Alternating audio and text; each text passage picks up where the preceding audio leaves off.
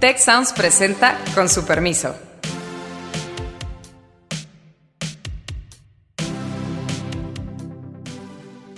Con su permiso, soy Beata Voina y hoy vamos a hablar sobre México en el Consejo de Seguridad de las Naciones Unidas. La idea en un eventual gobierno del presidente Biden, a lo que aspiramos es estar alineados con China y Rusia. Caray. Y sí es un poco complicado cuando tienes una Guardia Nacional persiguiendo migrantes, empezar a pensar en los derechos humanos de los migrantes. Además tenemos un presidente que no tiene interés básicamente en viajar. Lo de coronavirus lo facilita mucho. Ciertamente al presidente no parece interesarle y no parece que vaya a tener mucho atención de su agenda. Me acompañan Alejandro Poiré, Carlos Elizondo y Héctor Villarreal. Y justo hoy, el 17 de junio, cuando estamos grabando este podcast, está transcurriendo la votación en la Asamblea General y la elección de los 5 nuevos miembros no permanentes del Consejo de Seguridad de las Naciones Unidas. México representa en este contexto a la región de América Latina y junto con la India, que viene de parte de Asia, se podría decir, son dos países que tienen la elección garantizada porque son los únicos candidatos. Queda por ver la batalla entre Canadá, Noruega, Irlanda, Kenia y Djibouti por 3 lugares que precisamente se van a liberar a partir de enero de 2021. Es una elección para 2 años, entonces a lo largo de 2021 y 2022 vamos a ver a México en ese contexto del Consejo de Seguridad de las Naciones Unidas como miembro no permanente. Ahora bien, las experiencias pasadas pues no han sido quizás tan buenas para México. Empezando en 46 con el franquismo, en los 80, o sea, 80-81, con el tema de Centroamérica, la fase dura de la Guerra Fría, Reagan, 2002, 2003, el tema de Irak, la intervención de los Estados Unidos. Finalmente, quizás lo más suave fue 2009-2010. Experiencias mixtas, muchas controversias. Ahora bien, ¿qué esperarían ustedes de México en el contexto del Consejo de Seguridad de las Naciones Unidas? Adelante. Pues muy breve, yo supongo que el presidente López Obrador debe estar bien emocionado porque le interesan mucho los asuntos internacionales, ha de ser algo que sigue día a día. La verdad es que no entiendo por qué México se mete en esto, por un presidente totalmente volcado hacia adentro. Supongo que tiene que ver con las ambiciones personales del secretario de Relaciones Exteriores y de nuestro embajador ante las Naciones Unidas, que es el ex rector de la UNAM, Juan Ramón de la Fuente.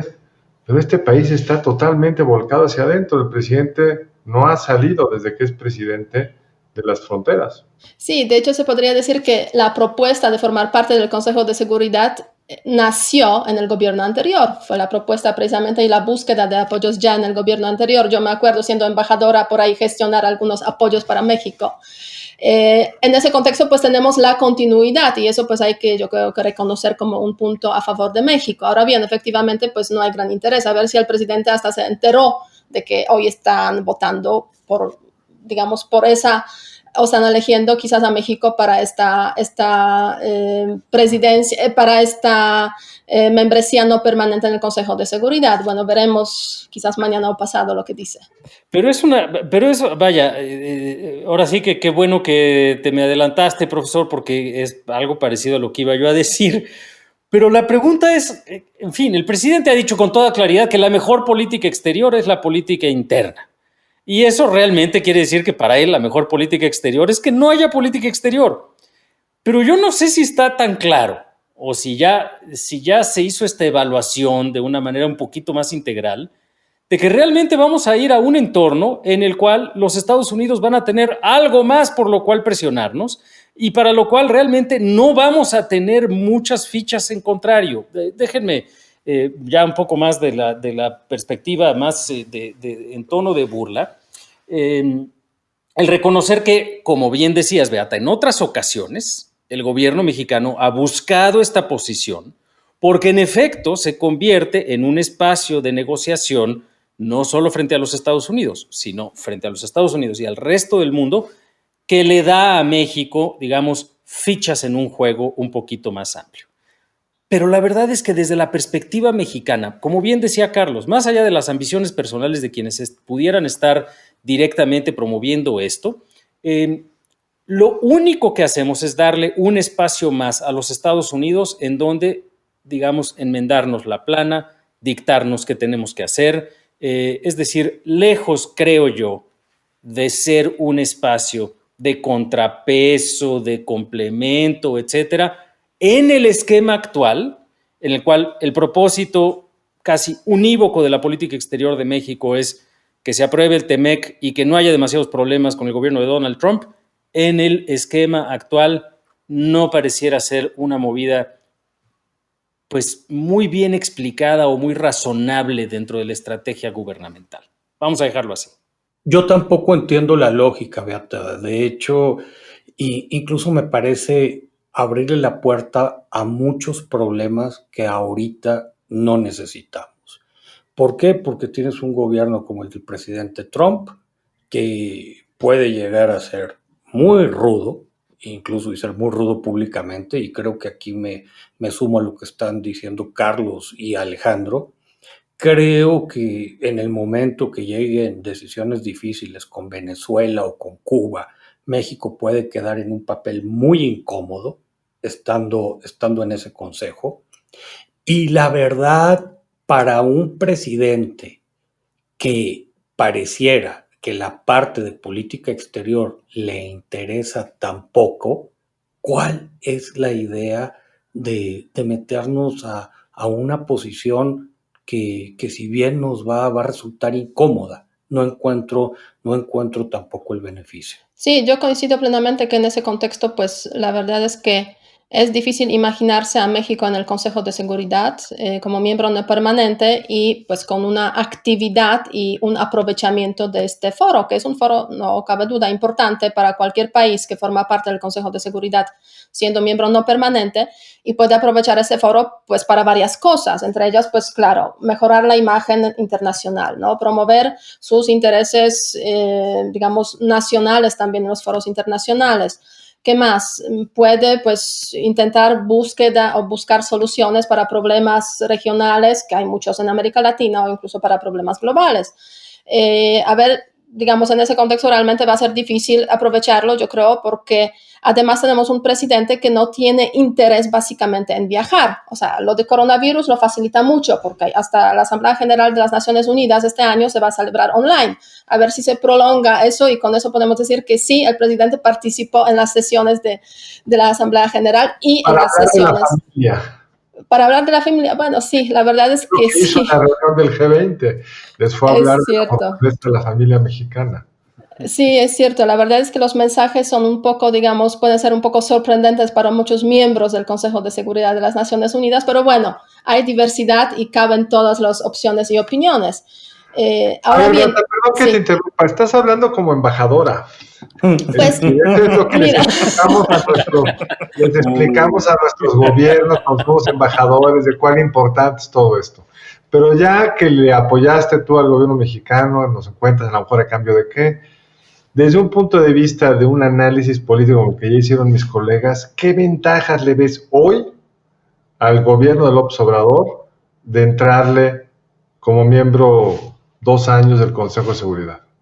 No, yo creo que en ese contexto no hay ventajas como tal porque básicamente no interesa la política exterior. Entonces, van a ser 2 años probablemente en la sombra y eso sería una opción, digamos, positiva. Porque el problema para mí de esta decisión, Beata, es que no hay sombra posible por lo que... Claro, es difícil mantenerse en la sombra, no cabe duda. ¿Te pones del lado de Venezuela o en contra? Sí, bueno. Cualquiera de los dos tiene un costo altísimo e innecesario. Y al rato del lado de la India o de China, o al rato del lado de Ucrania o de Rusia, o del gobierno actual de Ucrania frente al expresidente. En fin, hay un montón de temas muy delicados en los cuales... a ver, déjenme hacer un escenario un poquito menos pesimista, porque sí pienso que manteniéndose todos estos retos y estos dilemas, al final del día... en Cancillería, además de que creo que pues, estamos hablando de las áreas más competentes en general del gobierno mexicano, hay equipos, se han mantenido equipos talentosos de embajadoras y embajadores en el servicio exterior, hay algo de expertise, el exrector de la UNAM, pues sí, puede que esta sea una movida muy vinculada a su ambición, pero es un tipo competente, en fin, ciertamente al presidente no parece interesarle y no parece que vaya a tener mucho atención de su agenda. Pero también es poco probable que nos equivoquemos crasamente. Tampoco es una agenda que vaya, en mi impresión, quizá me equivoco, a estar en manos de los bolivarianos dentro de las coaliciones López Obradoristas y vayamos a meternos en muchos más problemas activamente. Es decir, creo que no es una decisión a la que se le vea mucho provecho, pero hay equipos competentes que quizá impidan un desastre y en una de esas generen algunos resultados medianamente valiosos. Más optimista que eso, la verdad, no me alcanza. Digo, ya me corregirán. Pero además hay un tema que puede complicarlo. Héctor mencionaba la volatilidad del presidente Trump, y tiene razón. Pero el escenario más probable es que ya no les toque lidiar con el presidente Trump. Que el grueso de estos 2 años le toque lidiar con el presidente Biden. Y creo que contra lo que se ve en México, o con lo que quizás se ve en México, una eventual administración del presidente Biden va a ser mucho más complicada para el presidente López Obrador, porque a Trump le importan sus transacciones inmediatas. Está en lo que a él le da un cierto valor electoral. Yo creo que una administración, si llegara a Biden, sería mucho más disciplinada y habría muchas otras áreas que le estaría preocupando de la posición de México, incluido en particular el tema ambiental. El tema ambiental, el tema energético, el tema de derechos humanos, el tema de los militares en las calles, todas esas cosas de la agenda global en las cuales ahorita Trump pues es básicamente un aliado implícito del gobierno mexicano. Es un muy buen punto ese, Carlos. Sí, pero en ese contexto, pues siempre obviamente hay los miembros permanentes del Consejo de Seguridad, como China y Rusia, que normalmente están bloqueando esos temas también en el Consejo de Seguridad, ¿no? Entonces, como digo, a mi modo de ver, pues México puede en algunas situaciones un poco estar en la sombra, escudarse, pues esperando que los grandes pues tomen ahí sus decisiones y impidan la llegada de ciertos temas al Consejo de Seguridad. Entonces, regresamos al tema, ¿estás en la sombra? ¿Para qué estás? Claro, no, eso sí es obvio, ¿no? No, o sea, es para, digamos... La foto es la foto, doctor. La foto es la foto. La idea en un eventual gobierno del presidente Biden, a lo que aspiramos es estar alineados con China y Rusia. Exacto, eso está peor. Alguien que me diga por qué le entramos a esa rifa. Para defender a Venezuela, doctor, ¿no? Sí, no, muy complicado. Sí, o sea, yo creo que esos 2 años en ese sentido van a ser muy interesantes. Lo que pues hay que destacar es que no hay interés de la población por ese tema en general, porque en general no hay interés por temas de política exterior ni hablar de temas de Consejo de Seguridad de las Naciones Unidas. Un gran desafío de coordinación, digamos, con los demás miembros del Consejo de Seguridad. Pero yo creo que hay un tema más aquí, coordinación interna. Porque obviamente pues formar parte del Consejo de Seguridad es todo un desafío, digamos, de un mensaje unánime, de una coordinación interna entre diferentes pues, centros de poder. Hay uno prioritario sin ninguna duda, pero pues ahí la Cancillería juega un papel importante, ¿no? Entonces, a ver cómo lo ven en ese sentido. Hasta ahora pues no ha sido una buena experiencia, digamos, esa coordinación en algunos contextos de la política exterior mexicana, la verdad. La verdad es que este es un presidente que lo suyo no era, si suyo no es la coordinación. No tiene ni siquiera la estructura de gabinetes regulares que todos los gobiernos anteriores tuvieron con más o menor rigor. Decide las cosas en función de la oportunidad inmediata, lo que se le ocurre en una mañanera. Encarga tareas a quien no tiene la responsabilidad. En fin, es un reto mayúsculo en circunstancias normales. En estas va a ser aún más interesante. Pero bueno, siempre está la mañanera para coordinar la política pública. Y la verdad es que sí lo va a usar el presidente. No lo va a usar para nada que tenga que ver con política exterior, porque ahí no hay ninguna prioridad ni ningún interés.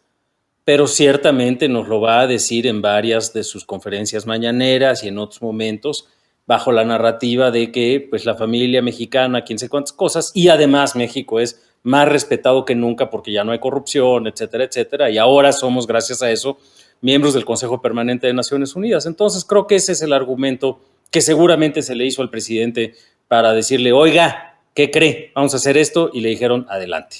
No mucho más que eso. Yo creo que esa es la explicación, porque cuadra con lo que ya nos explicaron de este comité donde el doctor López-Gatell va a estar, que ya nos lo vendieron como que valida la política de México respecto al COVID, que cualquiera que esté en el negocio sabe que no es cierto.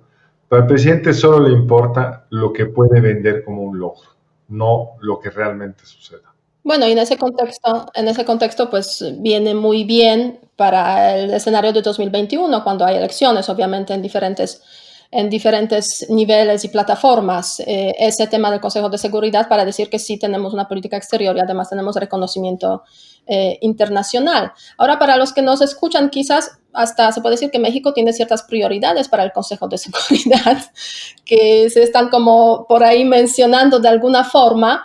Y aquí les voy a mencionar, es dignidad de pueblos, defender la dignidad de pueblos, mediación como método, digamos, solución de conflictos, defensa de civiles en conflictos armados, es una continuidad en ese sentido de lo que pues en México ha hecho, por ejemplo, en 2009, 2010, temas de derechos humanos, derecho internacional, o sea, se puede decir generalidades, ¿no?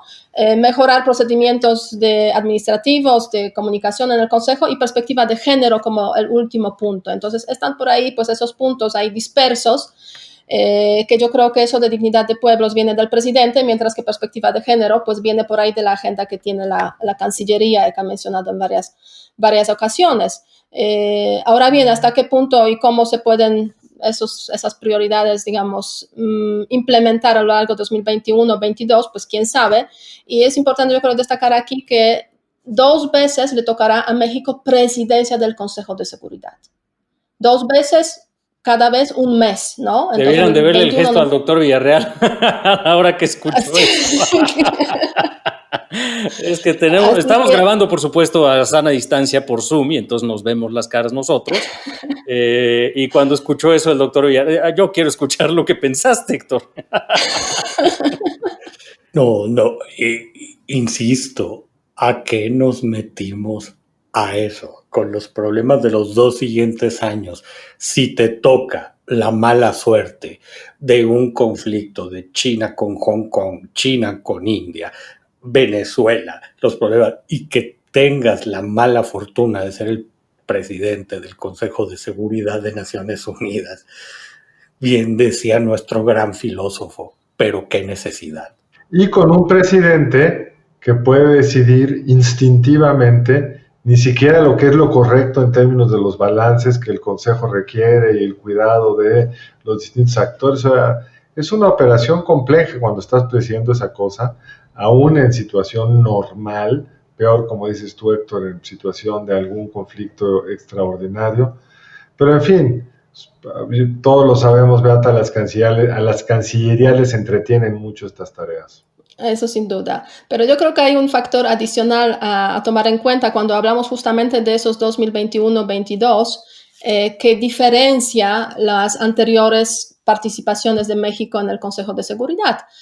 En las anteriores, México estaba, se puede decir, alineado claramente con el tema de Tratado de Libre Comercio y sobre todo no hubo problemas, yo diría, con los inversionistas extranjeros, detrás de los cuales pues se encuentran también ciertos países, ¿no?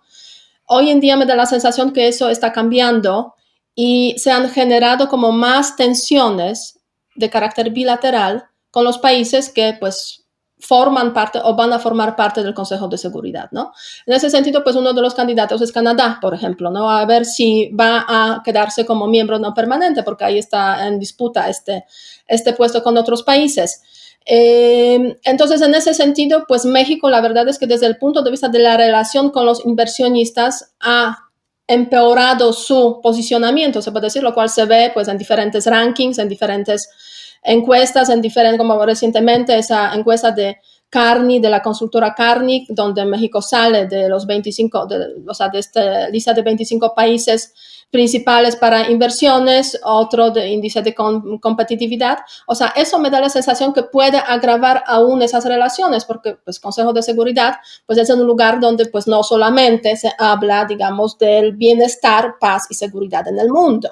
O sea, hay varios intereses en juego. Sí, creo que ese es un muy buen punto. Y ahí la pregunta adicional es si va a ser una jugada que nos haga perder más o si realmente reluce el talento de algunos de los equipos que realmente siguen siendo muy buenos de Cancillería, porque sí es un momento en el cual, suponiendo que no haya mayores sorpresas, suponiendo que no haya cosas demasiado graves y descontando que cada vez que Estados Unidos alce la voz, nosotros nos vamos a echar para atrás y votar a favor sin chistar mucho, sí es un momento bien interesante para el contexto global, es decir, sí haría falta la voz de un México como lo conocimos, tú como embajadora de Polonia, Beata, tú, Carlos, como embajador ante la OCDE, y en un contexto en el cual México era una figura global con no solamente el peso de su ubicación regional, de su economía, de su población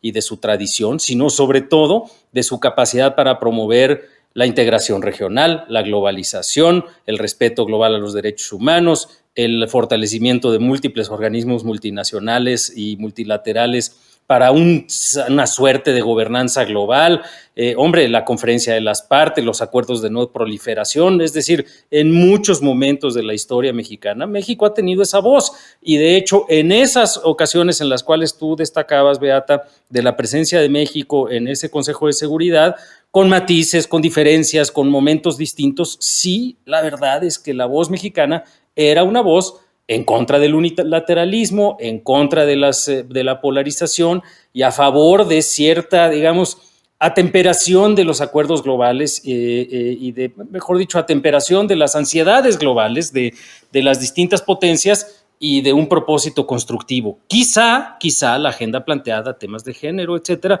den para eso. No está demasiado ambiciosa, pero en algunas de esas agendas se podrían lograr cosas que ojalá haya espacio para generarlas.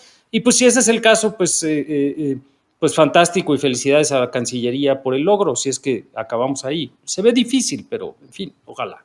A mí me preocupa, Alejandro, y yo quiero retomar este punto porque muy válido lo que dices, pero me preocupa que de repente parecería como que un juguetito para nuestros diplomáticos, entre los que sí hay toda una tradición, toda una escuela, y te habla de un tablero muy extraño. Dices, preocupados por el Consejo de Seguridad, cuando ayer se propuso para presidente del Banco Interamericano de Desarrollo, Trump propuso a un ciudadano de Estados Unidos, rompiendo con una tradición de que el presidente del BID era latinoamericano y había un vicepresidente de Estados Unidos. Se propuso a Claver Carone, un funcionario de Estados Unidos que había pasado por el Fondo Monetario Internacional, y creo que esto sería bien importante. Yo no he escuchado que México diga nada. Con la cantidad de votos que tiene en el Consejo, yo creo que básicamente es quien va a quedar. México había apoyado a un argentino. A mí me preocupa que en el BID sí había muchas decisiones imperantes para nuestro futuro inmediato, particularmente créditos a Centroamérica. Entonces, ¿qué batallas estamos peleando? Creo que a mí me parece la visión muy confusa. Por lo pronto estamos peleando aquí en México la batalla de la Organización Mundial de Comercio, además de, se puede decir, el Consejo de Seguridad de las Naciones Unidas, ¿no? Con SEADE como candidato, que también pues, es probablemente un candidato que no tiene muchas posibilidades. Carlos. Bien, yo creo que lo que decía Alejandro puede funcionar y quizá funcionó así en el pasado, pero requiere un cierto nivel de congruencia con lo que estás haciendo dentro de tu país. Es decir, sí, la política exterior puede servir como distractor de lo que haces adentro. La famosa política exterior de México respecto a Cuba en los años de mayor autoritarismo mexicano servía para compensar una, digamos, cierta visión conservadora adentro con una relación progresista, por llamar de alguna forma, afuera, que dejaba tranquila una parte de la izquierda. O sea, tú puedes jugar a ese tipo de equilibrios, pero desde que nos volvimos democráticos, digamos desde el 2000, lo que se trató fue de tener una política exterior congruente con lo que hacemos en casa, con más o menor éxito, pero congruente, como un instrumento para impulsar una visión general de ciertas cosas, el papel de México en el mundo, el papel de la democracia, el defensa de los derechos humanos, etcétera.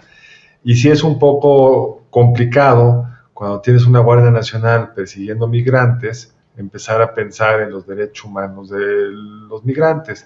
Es un poco complicado estar con una agenda central, el papel de los civiles en los conflictos armados, cuando los civiles en México están sufriendo por el conflicto armado del crimen organizado, que es distinto, pero el impacto para el civil no lo es tanto. Cuando queremos impulsar la política de género y tenemos un presidente que no cree en la política de género, es un humanista, nos ha dicho, no cree en el feminismo. Entonces, pues va a haber una disonancia, o puede haber una disonancia muy complicada entre lo que el presidente realmente está haciendo y lo que la Cancillería querría hacer con su asiento en el Consejo. Sí, en ese sentido, pues regresamos al tema de la coordinación de pues, la presencia de México en el Consejo de Seguridad, pero coordinación interna, ¿no? Y eso nos lleva, obviamente, al tema de la política interna aquí en México. Y me gustaría retomar la pregunta de la semana que tuvimos hace poco en las redes circulando sobre el documento que mencionamos la semana pasada, el famoso BOA. ¿Qué tipo de documento es? ¿Genuino, estrategia presidencial o distracción? Y en ese sentido, pues, que es un documento genuino, consideran pocas personas, 1.2%. Es una estrategia presidencial, 39%. Y es una distracción, 59.9%, casi 60%.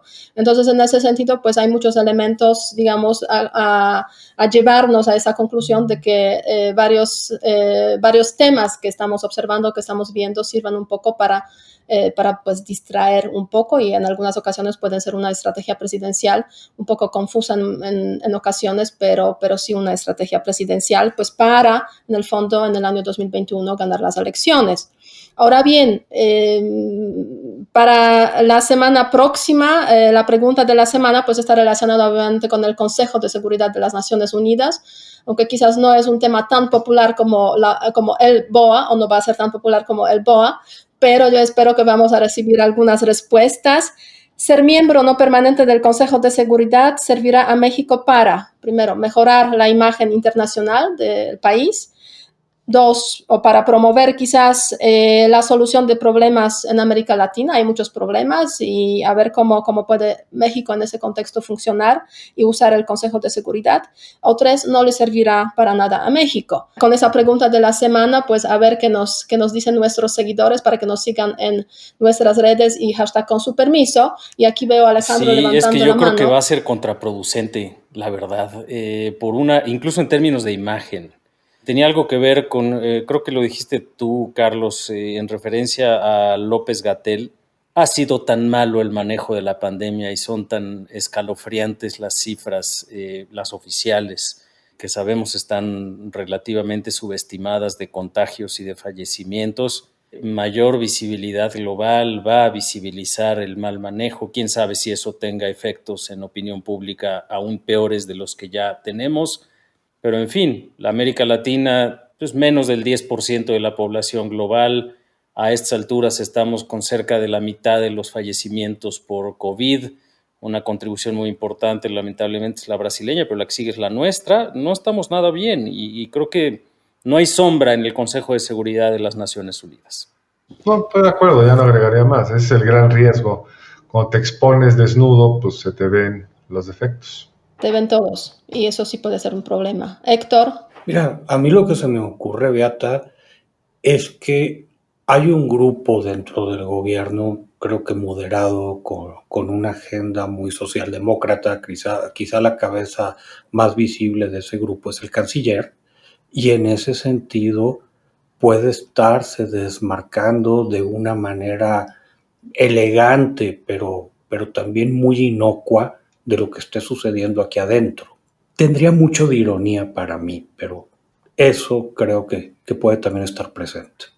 Muy bien, así que con esas reflexiones un tanto pesimistas y la conclusión de que no hay sombra en el Consejo de Seguridad de las Naciones Unidas, así que hay que tener mucho cuidado y observar con atención 2021-22 y el desempeño de México en ese contexto. Finalizamos este podcast con su permiso, deseándoles lo mejor y que nos sigan en las redes y nos escuchen. Muchas gracias. Hasta luego. Muchas gracias al equipo del Tecnológico de Monterrey y de Tech Sounds. Productor ejecutivo de Tech Sounds, Miguel Mejía. Productora de Con su permiso, Alejandra Molina. Y postproducción, Max Pérez. Les invitamos a escuchar el siguiente episodio de Con su permiso y el resto de programas de Tech Sounds en los canales de su preferencia.